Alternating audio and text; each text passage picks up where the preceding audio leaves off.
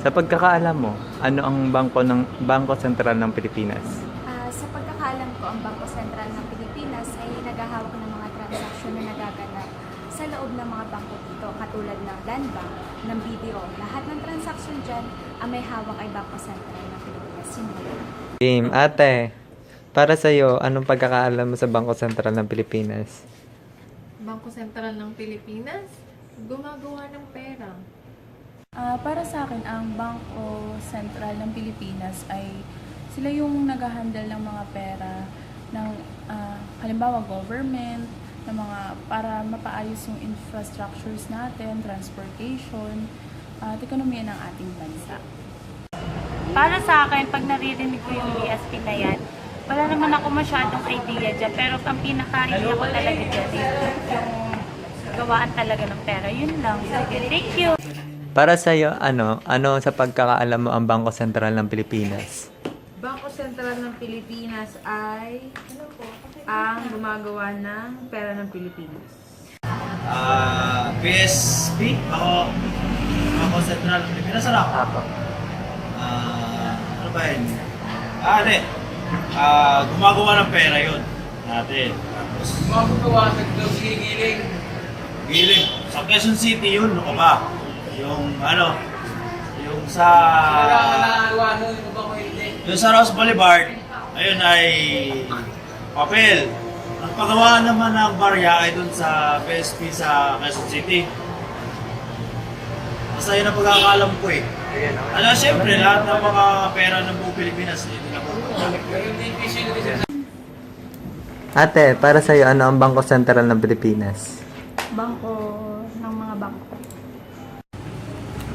Okay, so BSP or simply the Bangko Sentral ng Pilipinas, they are the one who regulates the banks in the entire Philippines and most especially the biggest banks in the Philippines, namely the BPI, BDO, Land Bank, PNB, and so on and so on and so forth. So they are also the one who regulates the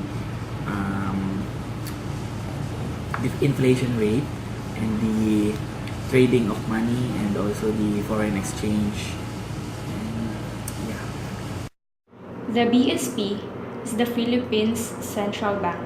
Its forerunner was the Central Bank of the Philippines, which was founded in 1949. In 1993, the central bank ceased operations. The new Bangko Sentral ng Pilipinas was established by Congress pursuant to Republic Act 7653 or the BSP Charter. The new BSP logo was adopted in 2010.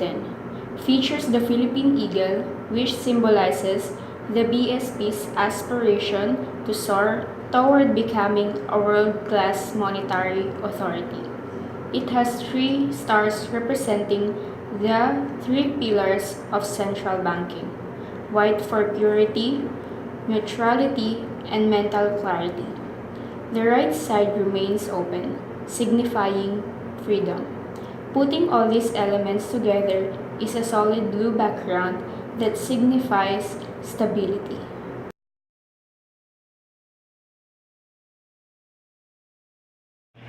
Now we are with Miss Melanie Montes, Bank Officer of Bangko Sentral ng Pilipinas, Lucena.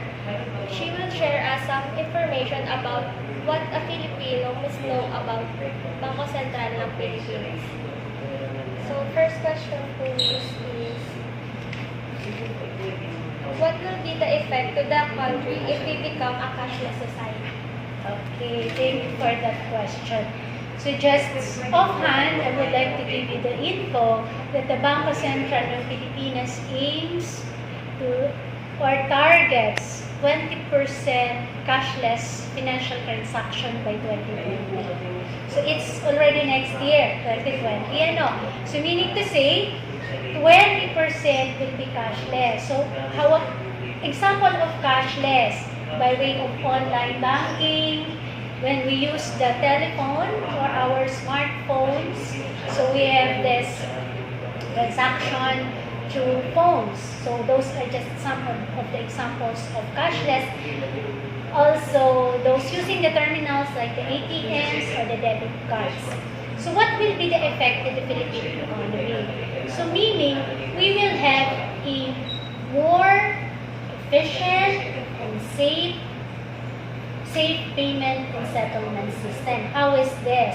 For example, we have a student studying at Maryhill who lives in Humalig Island. So you know where Humalig is. It's one island in Quezon without a bank. Okay, it's 6 hours travel by sea from Real Quezon.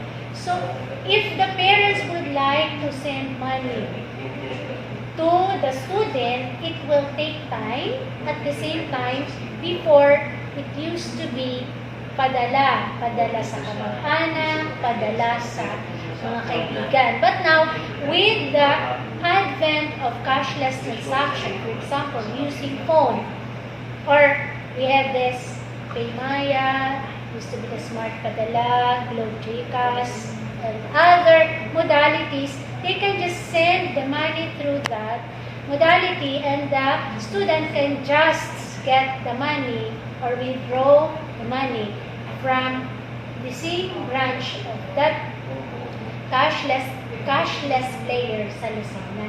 So, napakadali. In other words, we will be more inclusive, more Filipinos will be participating in the financial system. So, aside from easy access, safe and sound, we are expected to have more Filipinos or have expanded access to the financial products and services. Next question po is, what is foreign exchange policy and how does it affect the inflation? Okay. The foreign exchange policy of the country of the Philippines supports the freely floating exchange rate. So what does freely floating exchange rate means? The BSP allows the market supply and demand forces to dictate the exchange rate. So meaning to say, when the demand for dollar or other currencies is high, meaning it will be more expensive. If the demand is low, it will be more cheap or it will be cheaper. So see, with other commodities like bigas, pag maraming supply ng bigas, mura ang bigas. Pag konting supply ng bigas, mahal ang bigas. Same with the exchange rate. So we allow the market forces. Where does the BSP comes in? Si BSP, nag-i-intervene lang siya pag masyadong volatile. Kunwari, may temporary volatility sa exchange rate. Kunwari, dagsa yung dating ng mga dolyar o ng ibang currency. Particularly, we are very particular doon sa US dollar. So, si BSP is there to buy. Babibili si BSP or temporarily umupa yung sobrang dami. Okay? So, ganon. And saan naman napupunta yung binili ni BSP? Sa ating international goods. Okay? So, ano nga yung kasunod na question? What can you say about our new generation currency series? Okay. So that is the foreign exchange. Pagdating naman doon sa coin series na bagong kare-release lang ni BSP lately, it is called the new generation currency coins. Kung mapapansin natin, instead na 7 denomination, 6 na lang ito. Tinanggal natin yung 10 centavos. Kasi yung 10 centavos, ayon sa pag-aaral, pwede naman siyang palitan ng 5 centavos. So, naging 6 na lang. So, we have 1 centavo, 5 centavo, 25 centavo, 1 piso, 5 piso, and we have 10 piso. So, yun yung bago nating coins. Ngayon, doon sa mga observation na nakakalito, bakit pare-parehas na daw yung kulay? Lahat na siya silver. So, ito po ay ganun yung kulay Dahil yung silver siya, dahil ito ay tinatawag na nickel-plated.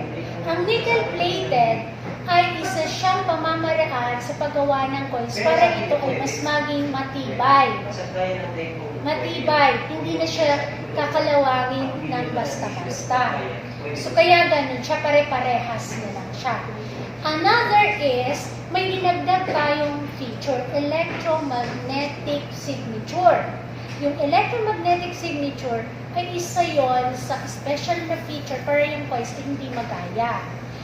Plus, pag ilalagay siya sa vending machine, halimbawa, ay yun lang ang kikilalanin ng vending machine. Hindi yung ginaya lang or duplicate or counterfeit. So, may security feature pa tayong tinatawag doon. Ngayon, alam naman namin na may mga reklamo na nakakalito yung ating barya, di ba? So, anong gagawin natin doon? Ina-advise natin yung public na tingnan mabuti. I-feel at tingnan. Feel and look. Ano ang i-feel? May mga disenyo na i-feel. Bawas sa gilid, si rim. May mga plain ang rim, mayroong mga reeded. Wala tayong sample dito, pero yung 10 piso reeded yon. May mga gitli-gitli, plus may nakaukit na Bangko Sentral sa gilid. Pag 5 pesos, pag inaptos mo yung side on plain yon. Pag piso, may gitli-gitli na naman, reeded na naman siya. Pag 25, plain na naman. Pag 10 centavos, may gitli-gitli na naman, at pagka 5, plain na naman. Kaya kung nalilito ka doon sa sizes, diba sizes, and then yung magkakasunod-sunod, reeded, plain, reeded, plain, reeded, plain. Plus, ang lalaki nung nakasulat, kung siya ay 1 centimo, 25, ang lalaki nung nakasulat, so titingnan natin. Pero dun sa mga katulad ko na medyo kailangan na magsalamin, yun nga po, yung aming kakapain. Plus sa likod, iba-ibang bulaklak, endemic flower species ng Pilipinas. Para tapatan natin yung nasa papel na endemic fauna naman, ng animals, yung sa coins natin, endemic flora na magaganda. So pag kinapa nila yun, most likely malalaman nila, ay ano ito, 5, o ito ay piso, o ito ay 10. So, yun yung tungkol sa coins. Na siguro naman, in due time, pag na-familiarize tayo, mawawala na yung pagkarito. Thank you po. Welcome. Okay. Thank you.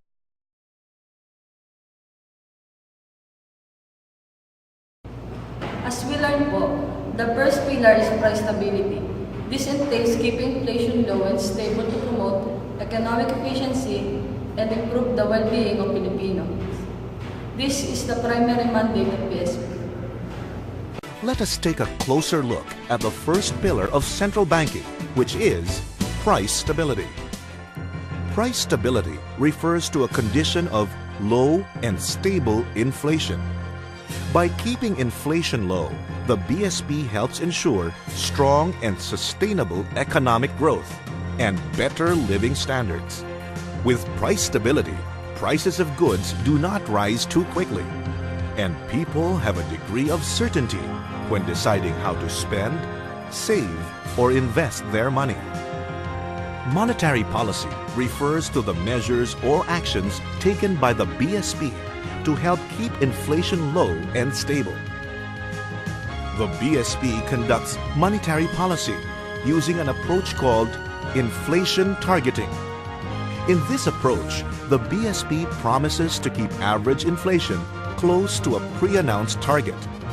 If, for example, prices are rising more rapidly than the desired inflation rate because of a very strong demand for goods and services relative to supply, then the BSB will take action to bring down inflation to the target level by tightening monetary policy. On the other hand, if forecasted inflation is below the target and there is weak demand for goods and services, then the BSB will ease monetary policy. The BSB has several means or instruments to carry out its monetary policy. To tighten monetary policy, the BSB can raise its policy interest rates, prompting market interest rates to follow suit. It can also sell government securities as part of its open market operations to reduce the amount of money in the financial system. Or it can raise the reserve requirements imposed on banks. The BSB can also accept fixed-term deposits from banks and non-bank financial institutions. To ease monetary policy, the BSB does the opposite. For example, it can reduce policy rates, buy government securities, or bring down the reserve requirement. The BSB also ensures adequate liquidity in the banking system with loans to banks through the rediscounting facility.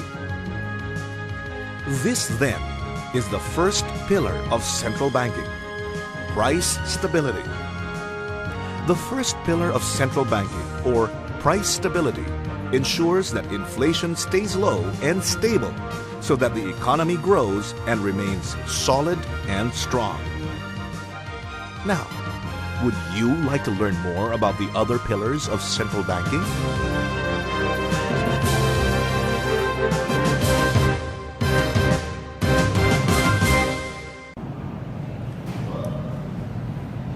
The second pillar is financial stability. The BSP seeks to maintain the health of the banking system so that it can effectively intermediate between providers and users of funds. The BSP enforces rules and regulations to ensure that banks conduct business in a safe and sound manner. Pillar of central banking: financial stability. Banking is a business founded on public trust. Banks are uniquely allowed to take deposits from the general public. They then transform these into loans and other financial assets that fuel the requirements of the economy. To ensure the prudent management of deposits and funds from the public and the stability of the financial system as a whole, banks are subject to close supervision. Supervision is principally performed by the Bangko Sentral ng Pilipinas. In the Philippines, there are 6 major categories of banks. These are universal, commercial, thrift, rural, cooperative, and Islamic banks. They differ mainly in terms of size, activities, and ownership. Universal banks are the largest institutions. They engage in the most complex banking transactions. Rural banks and cooperative banks tend to be smaller and to run simpler operations. They provide greater outreach to customers in the countryside. Some thrift and rural banks are also designated as microfinance-oriented banks. These focus on the entrepreneurial poor as key customers. The Ayapana Islamic Bank of the Philippines, which was created by a special law, is the only Islamic bank at present. The BSP supervises banks, quasi-banks, and their subsidiaries, as well as affiliates, by ensuring compliance with prudential rules and regulations. This assures the conduct of business in a safe and sound manner. BSP also regulates under special laws other non-bank financial institutions, such as non-stock savings and loan associations, as well as pawn shops. The BSP uses the risk-based supervisory approach and the risk-based capital adequacy framework recommended by the Basel Committee for Banking Supervision. The BSP also practices consolidated supervision in the case of banking groups. Such groups consist of banks as well as their subsidiaries and affiliates. For greater financial transparency and comparability of financial statements, the BSP also requires banks to adopt the Philippine Financial Reporting Standards.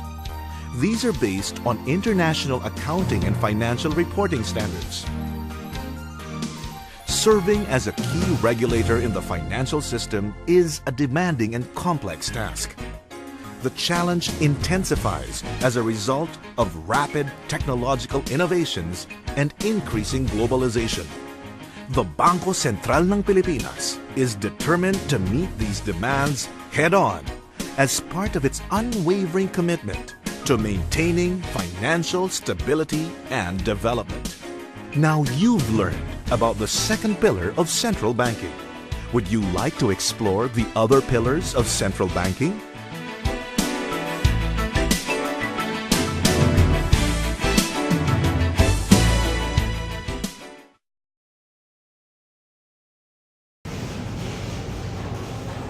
The last pillar is an efficient payments and settlement system. This helps ensure the safe, timely, and accurate payment and settlement of financial transactions.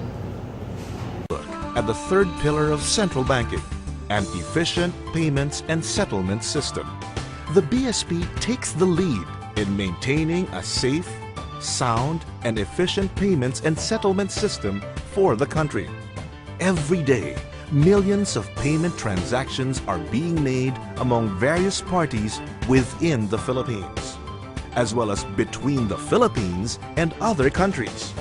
Some transactions are simple, involving small amounts. Examples of these are payments settled in cash, checks, stored value cards, as well as credit and debit cards. Other transactions are more complex, involving large payments. Examples are interbank loans, purchases and sales of government securities, settlements of the peso leg of foreign currency sales and purchases, as well as high-value customer payments. Transactions between banks, using their accounts maintained with the BSB, make up a critical area of supervision.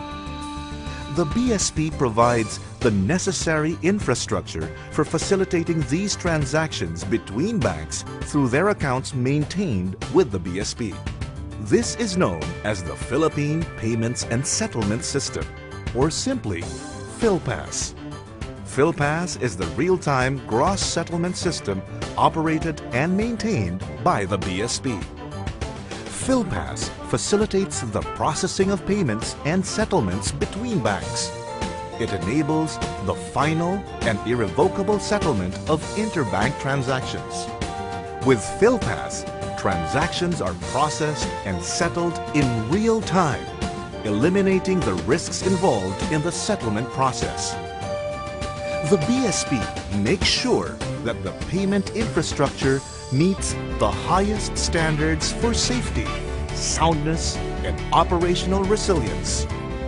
It makes sure that the new tools provided by rapid technological advances are used in